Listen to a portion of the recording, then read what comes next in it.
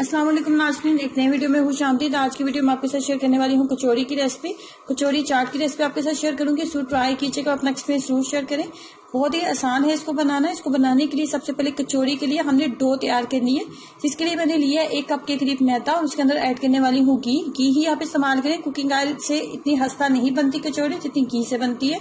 तो घी इसके अंदर ऐड करेंगे और उसके बाद हम पानी के साथ थोड़ी थोड़ी मिकदार में पानी लेते जाएंगे। नॉर्मली जैसे पूरी बनाने के लिए, पराठा बनाने के लिए या फिर समोसा वगैरह बनाने के लिए हम डो तैयार करते हैं ना, बिल्कुल वैसे हमने डो तैयार करनी है। ना ही बहुत ज्यादा पतली डो होनी चाहिए, ना ही बहुत ज्यादा हार्ड हमने इसको करना है। बस नॉर्मल सी हमने डो जो है वो अच्छे से हमने तैयार कर लेनी है।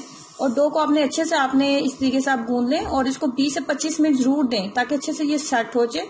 उसके फिलिंग के लिए मैंने दी थी 1 कप के करीब चने की दाल, और चने की दाल मैंने बॉईल कर ली है। चने की दाल बॉईल करने का तरीका ये है कि इसके अंदर हल्का सा दाना होना चाहिए, ये बहुत जरूरी है। उसके बाद सिलबट्टे में ये चॉपर में डाल के आप अच्छे से इसको पीस लें। जब आप पीसेंगे तब भी आप देख लें कि इसके अंदर हल्का सा दाना मौजूद है। उसके बाद लिया था 1 फ्राई पैन, उसके अंदर 2 खाने के चम्मच डाला था मैंने कुकिंग ऑयल। उसके बाद 1 टीस्पून, 1 चाय का चम्मच हम डालेंगे लहसुन और अदरक का पेस्ट। उसके बाद अच्छे से इसको करेंगे मिक्सअप। उसके बाद हमने इसके अंदर डालने हैं कुछ मसाले, जिसमें है लाल मिर्च पाउडर आधी चाय की चम्मच,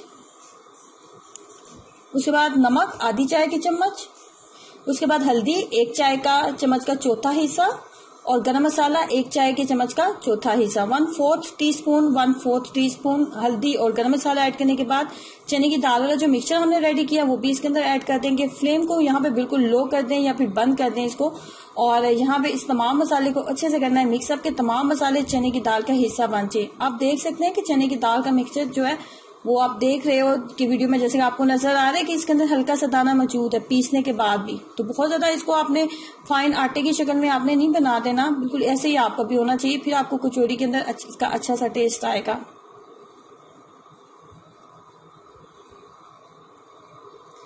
अच्छे से मिक्सअप करने के बाद थोड़ा वेट करेंगे ये ठंडा हो जाए।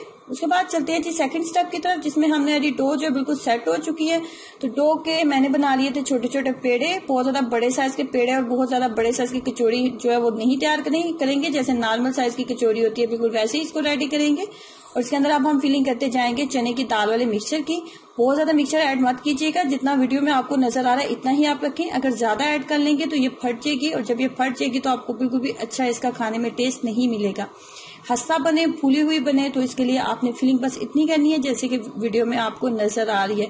उसके बाद आपने अच्छे से इसको इस तरीके से शेप देते हुए हाथ की मदद से मैंने इसको प्रेस कर लिया था। बेलन वगैरह का इस्तेमाल नहीं किया क्योंकि चने की दाल है, तो अगर कहीं से थोड़ी सी फट गई तो फिर इसका जो टेस्ट है वो मुझे अच्छा नहीं मिलने वाला था। तो मैंने हाथ की मदद से इसको अच्छे से प्रेस कर लिया था ऐसे।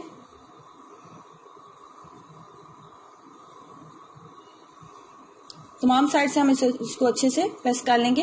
और 10 से 12 अदद कचौरी जो है वो मैंने तैयार कर ली थी, क्योंकि 10 से 12 अफराद के लिए ही मैं चाट जो है वो तैयार करने वाली थी। उसके बाद कुकिंग ऑयल आपका बहुत ज्यादा पहले गर्म होना चाहिए। कुकिंग ऑयल बहुत ज्यादा गर्म होना चाहिए। गर्म कुकिंग ऑयल के अंदर हम इसको डालेंगे। उसके बाद फ्लेम को लो कर दें, लो फ्लेम के ऊपर इसको बनाएंगे ताकि अंदर तक ये अच्छी से बने और ये बहुत ज्यादा हस्ता बने।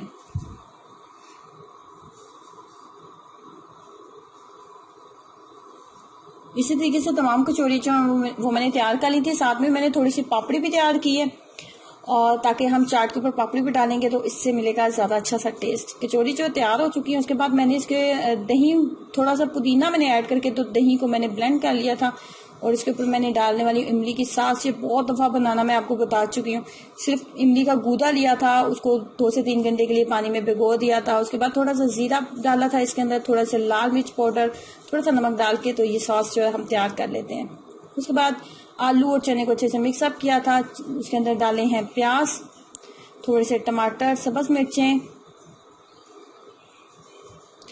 मिर्चें डाली हैं।